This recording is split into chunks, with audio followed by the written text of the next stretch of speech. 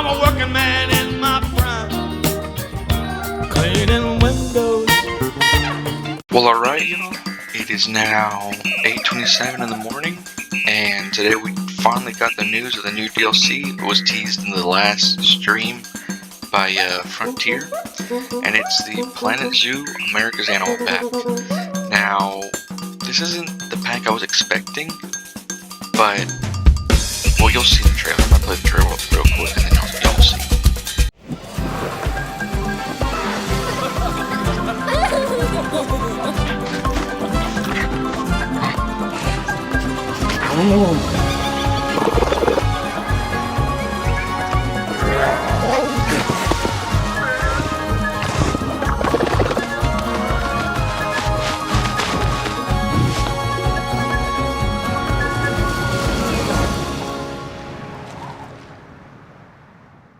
Okay, so that was the trailer. So as y'all saw, Planet Zoo America's Animal Pack.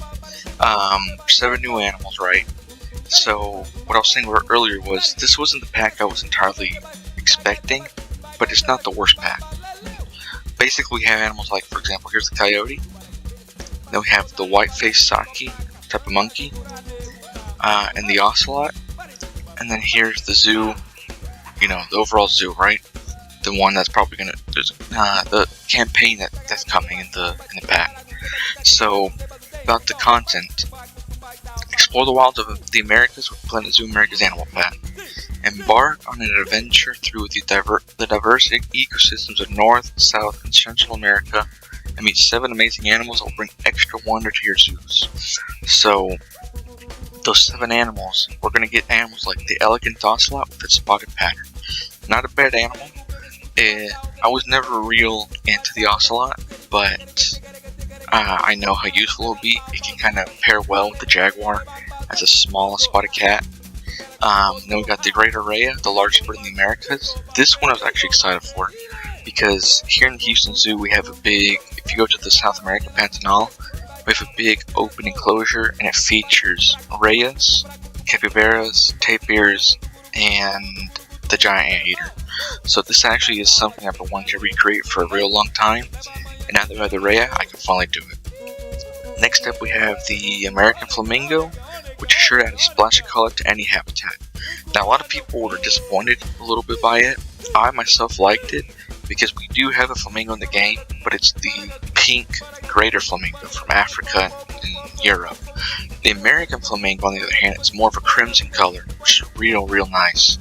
And on the fact also is that this one in particular is found in the Caribbean as well.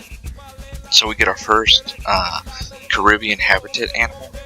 Plus, whenever you think of the American flamingo, it kind of makes you think of those like beachside bars, restaurants, or one in like a jungle, and then you look down, you see the water, the crystal clear blue water, and you see a bunch of crimson flamingos hanging out in the water. So it kind of gives you that tropical vibe, which is kind of nice. Sometimes I feel like we're kind of missing color in the tropical sections in the game. Then we got the mischievous white-faced saki, which is the monkey up here. Real nice. Not the monkey I was particularly hoping for. I wanted the howler, but it's not a bad animal. It's not bad at all, and I will get use out of it, especially because the only monkey we've had up to this point for South America was the white-faced capuchin. So this will add a little bit of variety. If we get 1 or 2 more monkeys, it'd be even better, but hey, at least we got a second one in the first place. Next up we have the clever and adaptable coyote, and that I will testify to. Coyotes are found all across North America, from deserts to temperate forests to grasslands to cities to cold areas. I actually didn't know they were found in cold, snowy areas, but I've read about that recently. And also, so I wasn't entirely sure what was super popular, but I'm assuming it has to be with Looney Tunes, because, the coyote, he's the best character in the show, in the cartoon. But I don't understand what made him so popular for the game, because this was a dog that people asked for pretty often, actually. But hey, we got the coyote, and it is kind of cool because it's another animal that I've seen in the wild. I see them all the time. So it's kind of nice to make if I ever want to make a local fauna zoo. But anyways, then we got the bush dog, the cunning bush dog, which is known for spending time in both water and on land. The tiger of dogs, basically. Bush dogs are a semi-aquatic dog found in the Amazon. They're not very common to see in the wild.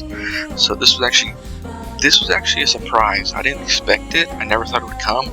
But now that it's here, I'm actually kind of excited because I can make, like, I don't know, I feel like I can experiment more with designing its habitat. Most dogs in the game, they have a big open area and they need a lot of room. The bush dog, on the other hand, I feel like making it, I'll have to make a pool for it to swim in to showcase that unique ability that they have. So it's kind of cool.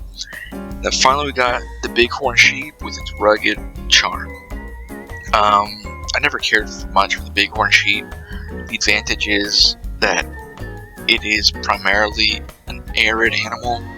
I didn't know this, but markhors, which is what came in the last pack, I believe was markhors, they live in arid environments as well, but they're typically shown as cold animals.